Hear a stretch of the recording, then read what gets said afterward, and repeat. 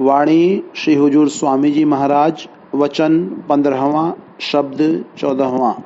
यहाँ तुम समझ सोच कर चलना, ये तो राह बड़ी अति टेढ़ी, मन के साथ न पड़ना। भौजल धार बहे अति गहरी, बिन गुरु कैसे पार उतरना। गुरु से प्रीत करो तुम ऐसी, जस कामी कामिन संग धरना। यह श्री हुजूर स्वामी जी महाराज की वाणी है। आज के इस शब्द में स्वामी जी महाराज दुनिया के बारे में, संसार की अवस्था के बारे में सचेत करते हैं, सावधान करते हैं। कहते हैं संसार में सावधान होकर रहना है, सोच समझ कर रहना है।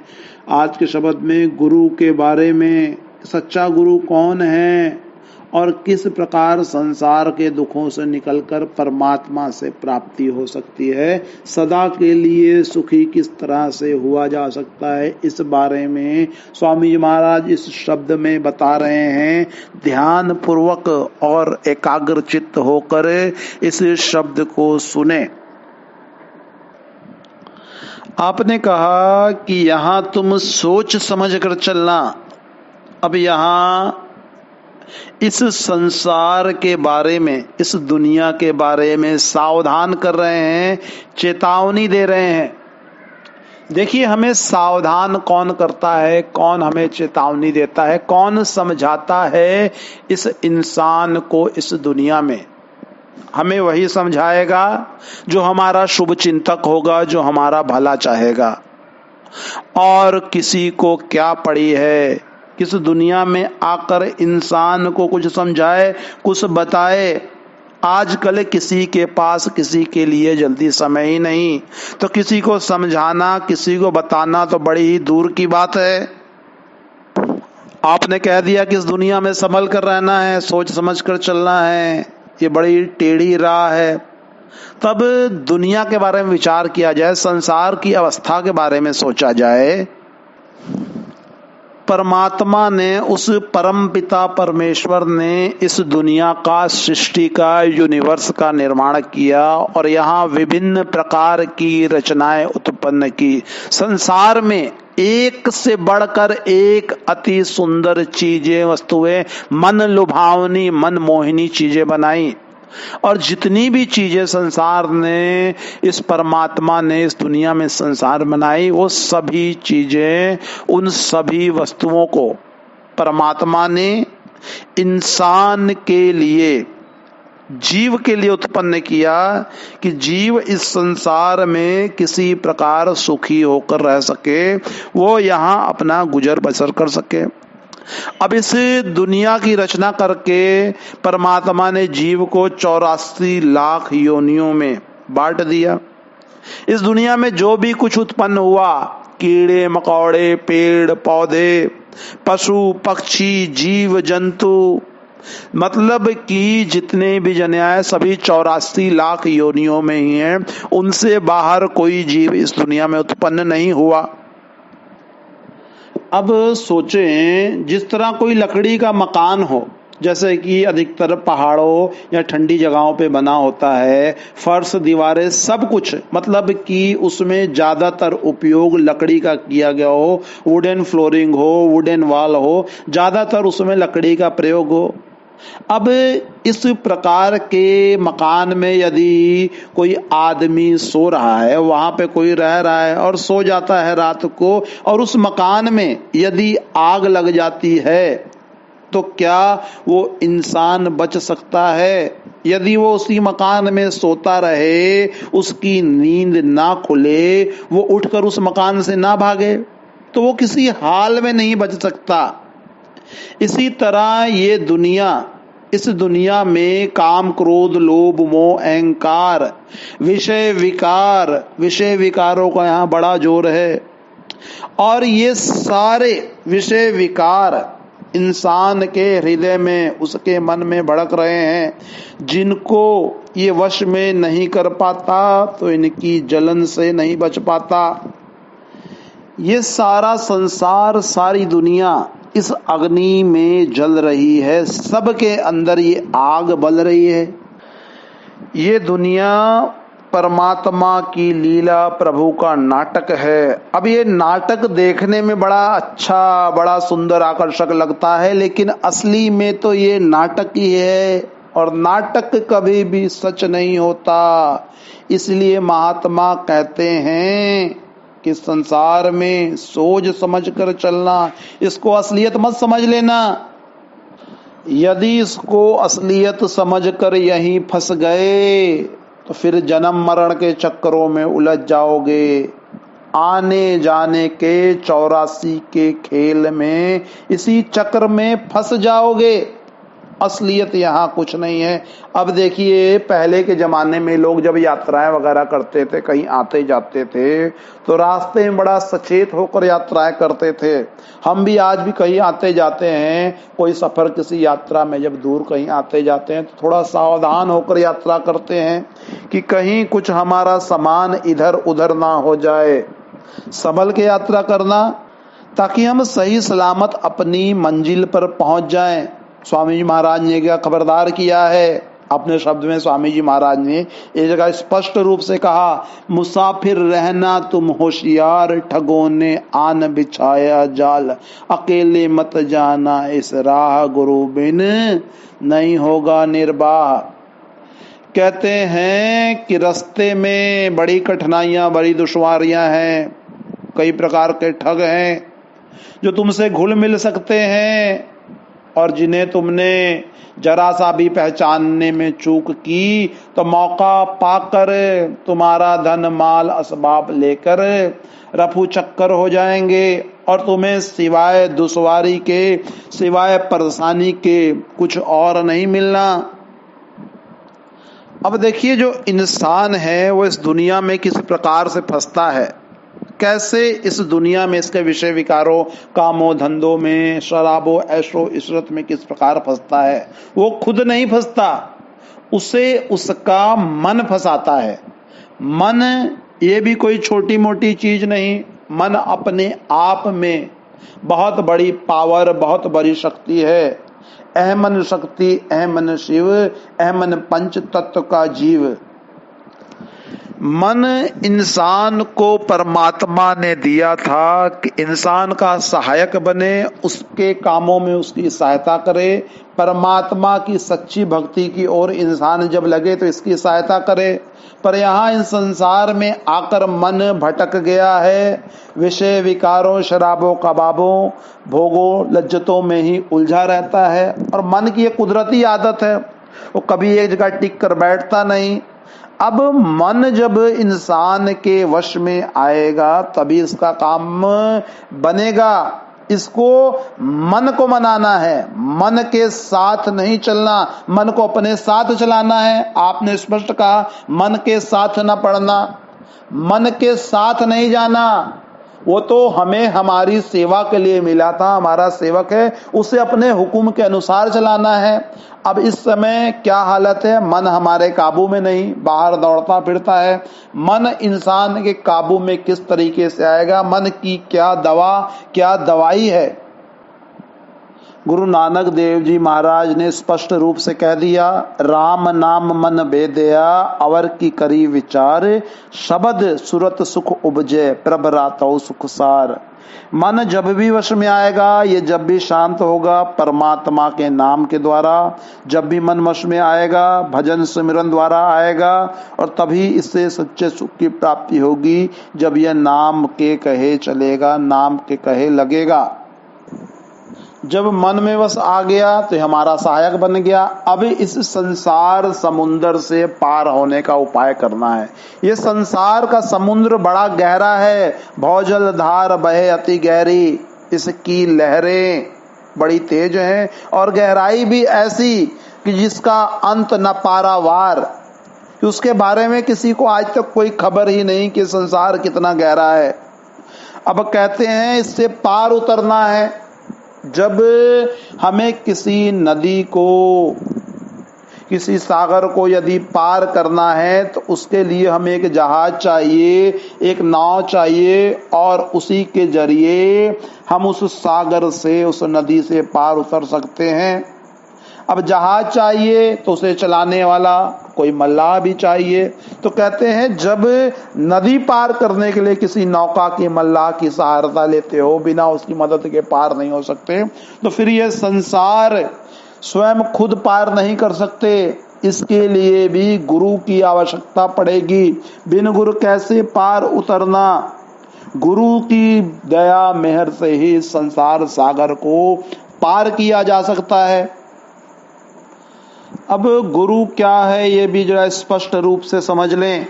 नदियों पार मुलक सजनदा, लोभ लहर ने घेरी, सतगुरु बेड़ी फड़ी खलोते, मैं क्यों लाई ए देरी। बुल्ले शाह जी महाराज देखिए कितनी ऊंची बात बताते हैं। कहते हैं कि इस भाव सागर को, संसार के सागर को पार किस तरह से ये मनुष्य कर सकता है। भाव सागर के किनारे खड़ी आत्मा को पार कराने वाला वो मुर्शिद सतगुरु है, और बिना उसके यह इस भाव सागर से पार नहीं हो सकता। संत सतगुरु परमात्मा के भेजे हुए उन्हीं का रूप होते हैं, और वही इस संसार से मनुष्य को तारने का प्रबंध करते हैं, उसको राह रास्ता बताते हैं, समझाते हैं किस प्रकार इस भवजल से पार उतरना है। सूफी संतों ने स्पष्ट कह दिया, मौला आदमी बनाया। परमात्मा जब भी संसार में आता है गुरु के रूप में ही आता है। संत भगवंत अंतर निरंतर नाही, तुलसीदास जी महाराज ने बात स्पष्ट रूप से कह दी। बिना गुरु से मिले उस परमात्मा के बारे में, उसकी भक्ति के बारे में सही जानकारी नहीं हो सकती, और गुरु से जब मिलेगा इंसान तभी वह परमात्मा की भक्ति से जुड़ पाएगा। इसलिए आप कहते हैं गुरु से प्रेम करो, प्रीत करो। जब गुरु के प्रेम प्रीत में लग जाओगे तो गुरु के जरिए परमात्मा के प्रेम और उसकी प्रीति में लग जाओगे। अब गुरु से भक्ति भी सच्ची होनी चाहिए, ये नहीं कि सांसारिक दिखावे के तौर पर, दिखावे के रूप में गुरु से भक्ति लगा ली। नहीं, इससे किसी प्रकार का काम नहीं बनना। गुरु से तो आत्मिक हृदय से भक्ति होनी चाहिए। जब तक अंतर से हृदय में गुरु की भक्ति नहीं जागेगी तब तो कुछ नहीं बनना। कहते हैं जो कामी पुरुष होता है, जिसके मन के अंदर कामी पुरुष होता है, काम उत्पन्न रहता है, जस कामी कामिन संग धरना। कामी पुरुष का ध्यान दिन रात कामिनी स्त्री में ही लगा रहता है। वो उठते बैठते सोते जागते, मतलब कि अपना हर काम काज करते हुए भी उसका ध्यान उसी ओर लगा रहता है। वो अपना काम काज भी करता है पर ध्यान उसी ओर लगा रहता है उसका। पपीहा हमेशा स्वाति बूंद का पानी ही पीता है, चाहे कितनी बरसात हो जाए, नदी तालाब कितने भरे पड़े हो, लेकिन वो पानी जब भी पिएगा, स्वाति नक्षत्र में जब बरसात होगी तो उसी पानी को पपीहा पीता है, उसी बूंद को पीता है। उसे उसी की आस रहती है, उसी में उसका ध्यान रहता है। तो कहते हैं गुरु से भी ऐसी प्रीति, ऐसा प्रेम प्यार रखना है कि मन में उसकी सच्ची मोहब्बत उत्पन्न रहे। यहाँ दिखावे का या फॉर्मेलिटी का कोई काम नहीं है। देखिए ये अपना काम है, और जो अपना काम ईमानदारी से नहीं करेगा वो अपना नुकसान खुद ही करता है।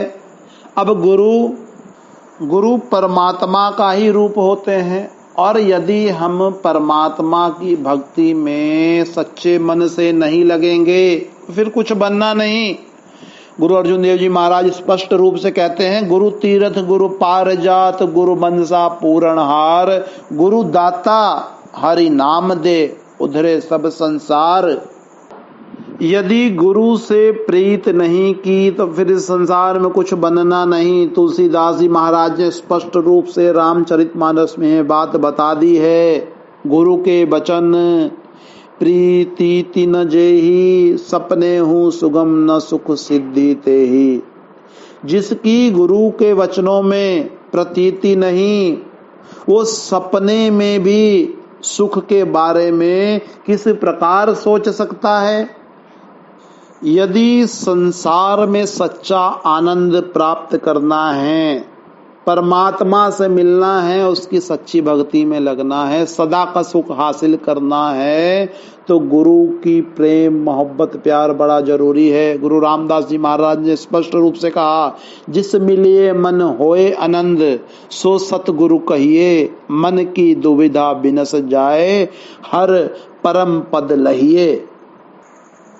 अब देखिए स्वामी जी महाराज कितने स्पष्ट रूप से सब बातें बता रहे हैं, जिससे इंसान का, जीव का लाभ ही लाभ, फायदा ही फायदा है। अब अगली तुक में स्वामी जी महाराज क्या बात समझा रहे हैं, सावधानी पूर्वक सुने।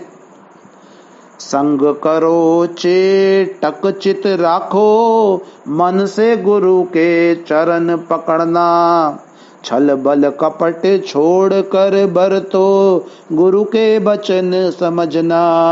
डरत रहो काल के भय से, खबर नहीं कब मरना, श्वासो श्वास होश कर बौरे, पल पल नाम सुमिरना। अब देखिए स्वामी जी महाराज ने कितनी ऊंची बात बता दी। संत जो भी बातें करते हैं जीवों के भले, उनके फायदे के लिए ही करते हैं। वाणी में ऐसी बातें करते हैं जिनको सुनकर इंसान के हृदय पर कुछ असर हो जाए। कहते हैं संग करो चेटक चित राखो, अपने हृदय में उनकी प्रेम प्रतीत रखो, उनकी लगन रखो, गुरु की ख्वाहिश रखो, गुरु के चरणों को पकड़ लो, गुरु के चरण कमलों में अपने मन को लगा दो। अब यहाँ ये नहीं समझना कि जाके गुरु के चरणों को ही पकड़ लेना है। महात्मा सिंबॉलिक उदाहरण के रूप में समझाते हैं, संत महात्मा उदाहरण करते हैं। तो कहते हैं गुरु के प्रति अपनी अपार श्रद्धा प्रेम रखो, ताकि परमात्मा में आपकी भक्ति लगी रहे। छल बल कपट सब छोड़ दो, और जो गुरु कहते हैं, गुरु के वचनों पर अमल करो। गुरु क्या कहते हैं? गुरु तो हमेशा यही कहते हैं परमात्मा की भक्ति की, और लोगों परमात्मा की ही बातें, उन्हीं के विचार के बारे में गुरु समझाते हैं। स्वामी जी महाराज देखिए बड़ा स्पष्ट समझाते हैं, कलयुग में इंसान की उम्र का कोई भरोसा नहीं। किसी को सांसें कितनी मिली हैं, किसी को किसकी, इसके बारे में कुछ पता नहीं। कब किस समय मौत का पैगाम आ जाए ये कोई नहीं जानता। तो कहते हैं जो श्वासों की पूंजी मिली है उसका कुछ लाभ उठा लो। और श्वासों की पूंजी का लाभ क्या है कि उससे वो सौदा कर लें, लाभ का वो सौदा कर लें जिसके लिए परमात्मा ने इस दुनिया संसार में भेजा है। आप इसे बौरे कहकर समझाते हैं। बौरा यानी कहते हैं कि दुनिया की गफलत में ना फंसे, यहाँ किसी प्रकार की मूर्खता ना कर, पागलपन ना कर। जो श्वासों की ये पूंजी दी हुई है ना, श्वास श्वास होश कर बौरे, संभल जा। इस पूंजी का लाभ तभी है जब इससे उस परमात्मा के नाम का सच्चा सौदा प्राप्त कर ले। वणज करो वण जा रहे हो, वखर लहो संभाल, ऐसी वस्तु विसाइए जिस निभे नाल। परमात्मा ने इस दुनिया में जीव को श्वासों की पूंजी लेकर भेजा है, ताकि इन श्वासों की पूंजी से वो परमात्मा के नाम रूपी अनमोलक धन को एकत्रित कर ले, इकट्ठा कर ले। पता नहीं कब यहाँ से बुलावा आ जाए। तो सांसों का यही फायदा है कि श्वास श्वास परमात्मा के नाम का सिमरन करें, पल पल एक एक क्षण उस मालिक के नाम का सिमरन रहे, उसी का ध्यान रहे। अब आपने स्पष्ट किया कि पल पल नाम सिमरना, सिमरन यानी स्मरण, सिमरन संस्कृत के शब्द स्मरण से बना है, जिसका अर्थ है कि याद करना। अब देखिए, सुमिरन के बारे में कबीर साहब जी महाराज ने स्पष्ट कर दिया है। सुमिरन से सुख होत है, सुमिरन से दुख जाए, कह कबीर सुमिरन किए साईं माही समाए। सुमिरन से ही सभी प्रकार का सुख मिलता है और परमात्मा में समाने के काबिल मनुष्य बनता है। गुरु अर्जुन देव जी महाराज ने भी ये स्पष्ट कर दिया कि परमात्मा के नाम के सिमरन से ही सभी प्रकार के संकट दूर हो जाते हैं और आनंद मंगल उत्पन्न हो जाता है। जिस सिमरत संकट छुटहि आनंद मंगल, विश्राम नानक जपिए सदा, हर निमख न बिसरहु नाम। नाम को कभी न भूलें, परमात्मा का वो नाम, नाम का सिमरन ही सब सुखों की खान है। तो स्वामी जी महाराज ने स्पष्ट रूप से समझाया कि परमात्मा को, उसके नाम को नहीं भूलना है और ये नाम गुरु की कृपा, गुरु की सहायता से प्राप्त होगा। अब अगली कड़ी में स्वामी जी महाराज क्या समझा रहे हैं, इसे ध्यान पूर्वक सुने। यहाँ की गफलत बहुत सतावे, फिर आगे कुछ नहीं बन पड़ना। जो कुछ बने सो अभी बनाओ, फिर का कुछ न भरोसा धरना। जग सुख की कुछ चाह न राखो, दुख में इसके दुखी न रहना। दुख की घड़ी गनीमत जानो, नाम गुरु का छिन छिन भजना।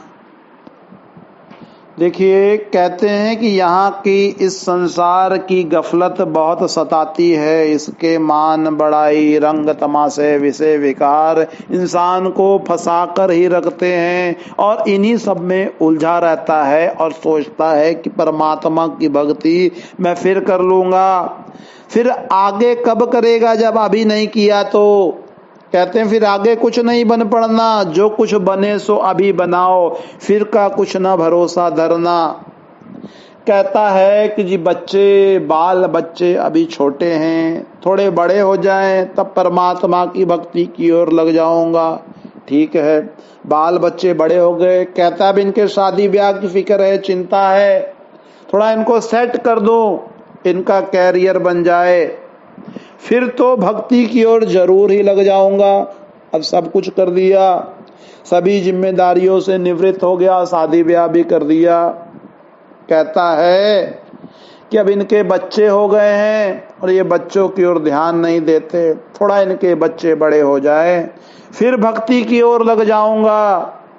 वो इस तरह कहते कहते इसका समय निकलता जाता है और जब एकदम वृद्ध आता है, वृद्धावस्था में पहुंच जाता है, शरीर चल नहीं पाता, हाथ पैर ढंग से काम नहीं करते, तब कहता है कि अब मैं सब कुछ छोड़ के, मैंने काम क्रोध लोभ मोह अहंकार छोड़ दिया, अब मैं परमात्मा की भक्ति, परमात्मा की शरण में आ गया हूं, अब मैं मालिक की भक्ति की ओर लग जाऊंगा। तो कहते हैं अब तूने काम क्रोध लोभ मोह अहंकार को नहीं छोड़ा, बल्कि इन्होंने ही तुझे छोड़ दिया है। शरीर में तेरे ताकत नहीं तो क्रोध किस पर और किस प्रकार करेगा। काम की तो बात ही बड़ी दूर है, लोभ और मोह अब किस चीज का। ये तो घर वाले खुद ही कहते हैं कि अब बुजुर्ग हो गया है, एक ही जगह पड़ा रहता है, थोड़ा कहीं इधर उधर भी हो जाए, और अहंकार अब किसका करेगा। तूने संसार की असलियत देख ली कि जिनके लिए इतना कुछ किया, ये संसार, इसके सुख सदा एक जैसे रहने वाले नहीं। दूसरों की तो क्या बात करे, तेरा ये अपना शरीर जिस पर बड़ा मान बड़ा घमंड था कि मैं शक्तिशाली हूं, अब खुद तुझे चलने के लिए किसी के सहारे की जरूरत पड़ती है। तो कहते हैं अब क्या लाभ। कहते हैं संसार के सुखों के चक्रों में मत फंसो, इनके दुखों में भी मत पड़ो। सुख और दुख सब, ये सब है क्या? तुलसी साहिब जी स्पष्ट रूप से सुख और दुख के बारे में बताते हैं। कहते हैं कोई तो तन मन दुखी, कोई चित्त उदास, एक एक दुख सबन को, सुखी संत का दास। किसी को शारीरिक दुख है, हाथ पैर में चोट लगी है, शरीर सही ढंग से काम नहीं कर रहा, शारीरिक दुख है। किसी के काम धंधे बढ़िया नहीं चल रहे, मन में उसी बारे में सोच विचार करता रहता है, मन में दुख उत्पन्न हो गया। दुख किसी न किसी प्रकार का इसे लगा ही हुआ है।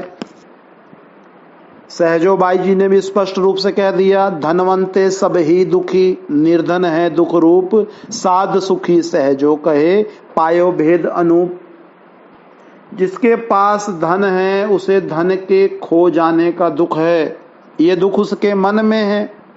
और जो निर्धन है उसे तो दुख ही दुख है कि उसके पास धन है ही नहीं, सभी चीज की उसके पास कमी है, वो भी दुखी है।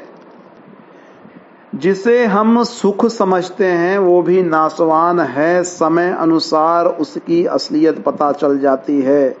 जब इस शरीर में कोई बीमारी आ जाती है, शरीर वृद्ध हो जाता है, बुढ़ापा आ जाता है, लाचारी आ जाती है, मतलब कि जो कल तक सुख दिखाई देता था, समय अनुसार वो दुख में बदल जाता है। ये सारी दुनिया ही दुख, संघर्ष और मौत का, विनाश का अखाड़ा है। दुनिया में बीमारी, बुढ़ापा, लाचारी, सभी प्रकार के दुख ही दुख हैं। सुखी केवल वही है जो संतों का दास है। नानक दुखिया सब संसार, से सुखिया जिन नाम आधार। जो परमात्मा के नाम की ओट में आ गया, इस दुनिया की सच्चाई असलियत को जान लिया, वो सभी प्रकार के दुखों से मुक्त हो जाता है। सुख और दुख इंसान के किए गए कर्मों के कारण ही होते हैं, कर्मों का फल उसे भोगना ही है। जो परमात्मा की भक्ति में, उसके नाम में लग जाते हैं, वो इस भेद को समझ जाते हैं और खुशी खुशी अपने कर्मों के इन सुखों और दुखों को मालिक का भाड़ा, परमात्मा की रजा, उसकी मौज समझकर भोग लेते हैं। इसलिए आपने कहा, दुख की घड़ी गनीमत जानो, नाम गुरु का छिन छिन भजना। उस परमात्मा के नाम से ही सब दुखों का नाश होना है। और जो उस परमात्मा के नाम को अपने हृदय में बसा लेता है, जो नाम गुरु ने प्रदान किया है, तो उसके सभी प्रकार के दुखों का नाश हो जाता है। अब अगली कड़ी में स्वामी जी महाराज देखिए सत्संग की कितनी महिमा करते हैं। सुख में गाफिल रहत सदा नर, मन तरंग में दम दम बहना, ताते चेत करो सत संगत, दुख सुख नदिया पार उतरना। अपना रूप लखो घट भीतर, फिर आगे को सूरत भरना। राधा स्वामी कहे बुझाई, शब्द गुरु से जाकर मिलना। अब देखिए, पिछली कड़ियों में स्वामी जी महाराज ने स्पष्ट कर दिया कि सुख और दुख दोनों परमात्मा का हुक्म, उसका भाड़ा, उसकी रजा मानकर ही सह लेना है, उसको सहन कर लेना है। लेकिन यदि कोई इंसान इस संसार के विषय विकारों में फंस जाता है, इन्हीं सुखों में खोया रहता है, गाफिल रहता है, मन के चक्कर में ही पड़ा रहता है, तो फिर उसका छुटकारे का कोई उपाय नहीं। वो इस संसार के समुंदर में, इसकी लहरों में ही बहता जाता है, इस दुनिया में ही फंसा रहता है, जन्म मरण के चक्कर में ही उलझा रहता है, उसकी छुटकारे की फिर कोई सूरत नहीं। इसलिए आपने सावधान किया कि सावधान होकर ताते चेत करो सत्संगत। यदि इस दुनिया से पार उतरना है तो संतों की संगति करो, सत्संग करो, और दुख सुख नदिया पार उतरना। संतों के सत्संग में जाकर ही सभी प्रकार के दुखों का नाश होगा और इस संसार समुंदर को, इस नदी के पार लग जाओगे, पार उतर जाओगे। आपने स्पष्ट कर दिया कि अपना रूप लखो भट भीतर। इंसान का असली स्वरूप क्या है? परमात्मा, ये जो आत्मा है परमात्मा का ही अंश है। कबीर साहब जी महाराज ने भी इस बारे में स्पष्ट कह दिया, कह कबीर ए राम की अंश, जस कागज पर मिटे न मंस। जब गुरु की शरण में जाते हैं, संतों के सत्संग में जाते हैं, तो ये सोझी ये समझ आ जाती है। गुरु नानक देव जी महाराज ने स्पष्ट कर दिया, आत्म है राम, राम में आत्म, चीनस गुरु विचारा। गुरु की दया से ही इस आत्मा के बारे में पता चलता है कि ईश्वर का अंश है। कहते हैं जब 9 द्वारों से समेट कर अपने ख्याल को, ध्यान को आंखों के पीछे कर लिया, तब पता चलता है कि ये आत्मा है, उस परमात्मा का ये अंश है। अब आत्मा की 2 शक्तियां होती हैं, सुरत और निरत। कहते हैं जब अंतर परमात्मा का शब्द, उसका प्रकाश दिखाई देने लगता है, तो फिर सुरत को उस ओर लगा दो, परमात्मा की ओर लग जाओ, और शब्द गुरु से अंदर जाकर मिलना। अंतर में, भीतर संतों का जो बाहरी स्वरूप है वो देह स्वरूप है, क्योंकि संत सदगुरु परमात्मा के भेजे हुए उन्हीं का रूप होते हैं, और परमात्मा शब्द स्वरूपी है, परमात्मा शब्द का स्वरूप है। तो जब हम अंतर में जाते हैं तो वहां जाकर पता चलता है, फिर वहां सूरत की असलियत के बारे में पता चलता है। अंतर पे जाने पर परमात्मा के असली स्वरूप शब्द के बारे में पता चलता है। शब्द गुरु सुरत तुन चेला। शब्दे धरती शब्दे आकाश, शब्दे शब्द भया प्रकाश। सगले शिष्ट शब्द के पाछे, नानक शब्द घटे घट आछे। जब ये गुरु की कृपा से, दया से अंदर जाकर शब्द से जुड़ जाता है तो परमात्मा से मिल जाता है और सदा के लिए सच्चा सुख पा लेता है। परमात्मा, नाम और शब्द ये तीनों एक ही हैं, और गुरु का असली स्वरूप परमात्मा है, और परमात्मा यानी गुरु अंदर जाने पर शब्द रूप में साक्षात दिखाई दे जाता है। तो हमें भी चाहिए कि स्वामी जी महाराज ने आज के अपने शब्द में जो बताया उस पर विचार करें, और संतों सदगुरु की शरण में, उनके सत्संग में जाकर परमात्मा के नाम से जुड़कर सदा के लिए अपना जन्म मरण समाप्त कर लें और सदा का सच्चा सुख प्राप्त कर लें। यदि आपको हमारा ये सत्संग अच्छा लगा हो तो हमारे चैनल को जरूर से सब्सक्राइब कर लें, बेल आइकॉन का बटन भी दबा दें और लाइक भी करें, और इसे अपने दोस्तों मित्रों को शेयर भी करना ना भूलें। शेयर जरूर से करें। राधा स्वामी।